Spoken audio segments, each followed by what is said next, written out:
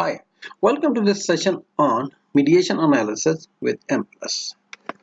So this is the Mplus software, and you see here on the menu bar, if you click File, then click New, you get a new window. So this is a blank window. So this is called as input file. You need to record and put here all necessary commands which are used for running a specific analysis.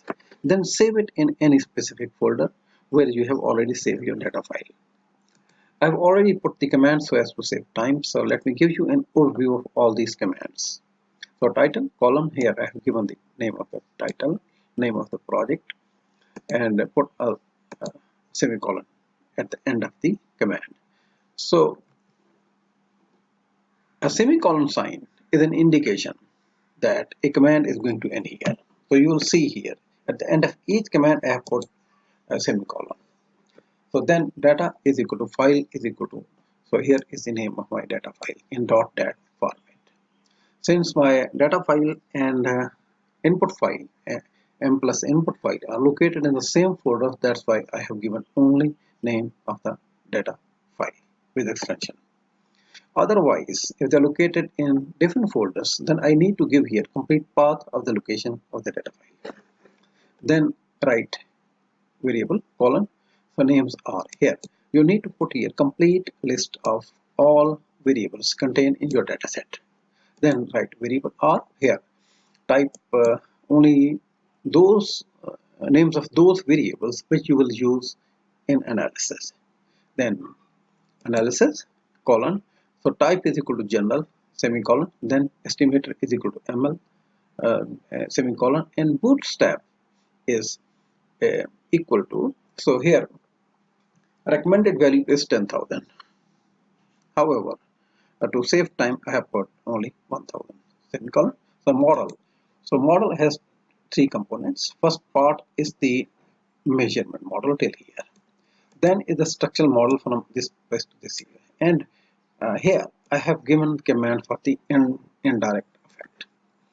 So let me first talk about the measurement model. So you see here I have three constructs or variables. One is the learning culture, which is measured by LC1, LC2, LC3, LC4 indicators. So JS is measured by 4 items and OC is measured by again 4 items. So by indicates that indicators are given hereafter. Then LC1 with LC2, through reviewing modification indices, when I was conducting CFA, I came to know, so the modification indices index value of LC1 with LC2 was the highest one. It was exceeding 27. So that's why I have to establish here covariance between these two indicators. So LC1 with LC2 semicolon means a covariance is established between these two. Then coming to structural model, so first is the effect of LC, mean independent variable, on the mediator, which is job satisfaction. Then is the effect of independent variable as well as the mediator on the dependent variable. So on means, so JS is regressed on this variable and OC is regressed on these two indicators. So first you put the outcome variable, then put on, then you write the list of all the relevant predictors. Then you see here some notes here presented here in green color. Remember, if you put a sign of exclamation mark and you write anything, so it will be considered as some notes or explanations by the it will be considered as notes by Mplus. Then write model indirect, so as to find out the indirect effect of the independent variable on the dependent variable. So OC is the dependent variable, end is an indication that this is command for measuring the indirect effect. So LC is the independent variable. We'll put a semicolon here. As far output is concerned, so I give three commands here: standardized, samstat, and confidence interval, and bootstrapping. So semicolon. So let me save it and then run it.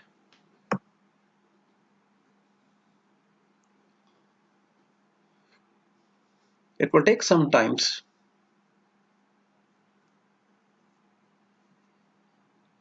So you see analysis is in progress.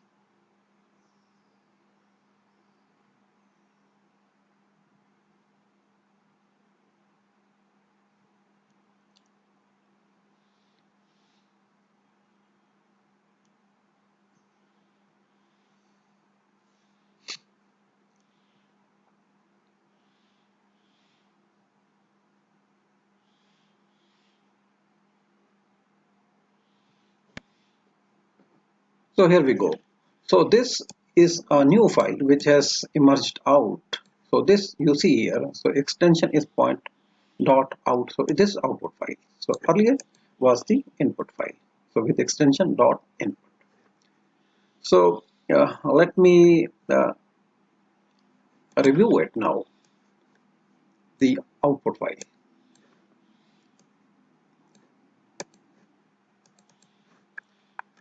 Let's first proceed towards the fit indices. So you see here. So here are the fit indices. In the fit indices, if you look at the chi-square, after examining the chi-square, you have to ensure that the chi-square per degree of freedom value is less than 3. Then you examine the RMSE. RMSE's ideal recommended value is less than 0.05. However, it's acceptable up to 0.08. CFI TLI's recommended value and ideally recommended value are exceeding 0.95.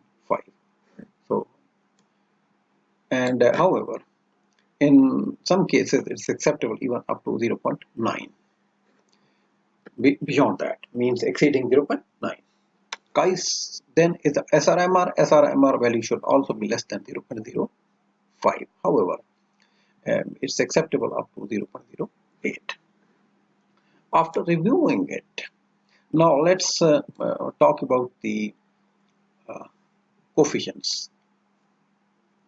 So look at here. So the first you see here. So these are the model results. These are the non-standardized ones. So then you will see standardized results later. Let's first review these ones, standardized ones. Look at here. So independent variable x value, x effect on mediator. So it's 0.729. So it's positive and high value, and it's statistically significant as p value is less than 0.001. So means we accept this hypothesis that the learning culture has a positive and significant effect on job satisfaction. Second one, you see here two predictors. One is JS, second one is LC on effect on OC. So they are also statistically significant. Let's take these values to Excel sheet. So here is the Excel. So this is non-standardized. So you see here 0.7295. So this is the effect of learning culture on the job satisfaction, and you can also call it the A1. Then is the effect of mediator on the dependent variable is 0.270. So this one value, and if you multiply these two, so you get the indirect effect. It is 0.197, right? Then if you see the other value, this one, the independent variables effect on the dependent variable when mediator is also included. So this is the direct effect. It is 0.546. This 0.546, and if you add these two, you get the total effect. Now let's review the other results. So if you keep scrolling down, so you find here standardized values also, and so here is the R square value. So job satisfaction, the R square is 406 means 41% of the variation in JS is explained by the model, and almost 44% variation or variability in OC is explained by the model. Now let's talk about the direct and indirect effect. So Mplus is also calculated. So if you compare what we calculated earlier, you see here. So the total effect here is 0.742, and almost we also calculated the same thing. And then the indirect effect 0.197. We also calculated 0.197 out of that. Now let's talk about the standardized results. If you look at the standardized results, so here you see the total effect is 0.631 and indirect effect is 0.167, and it's also statistically significant. So you see here, so in both cases, means in standardized and non-standardized cases, the indirect effect is statistically significant. So it means mediation is statistically significant between LC and the OC. Now further, we can also review the confidence intervals values. So you find here lower values and the upper values. If 0 falls between the lower and upper value, that means mediation is not there. So indirect effect is not statistically significant. But if 0 does not fall between the lower value and the upper value, that means mediation is statistically significant. Let's see these ones. Say here is the indirect effect. Look at here. So lower value is of this between the LC and the OC 0.038, and upper value in case of the 5% it is 0.360. So 0 does not fall between these two values. So you can compare other one also. So from here we can conclude that mediation between LC and OC is statistically significant. In other words, we can say job satisfaction is playing a significant mediation between LC and OC. We can also conclude that, in other words, that LC has a significant indirect effect on OC. So this is the way how we conduct mediation analysis with Mplus. Thanks for watching.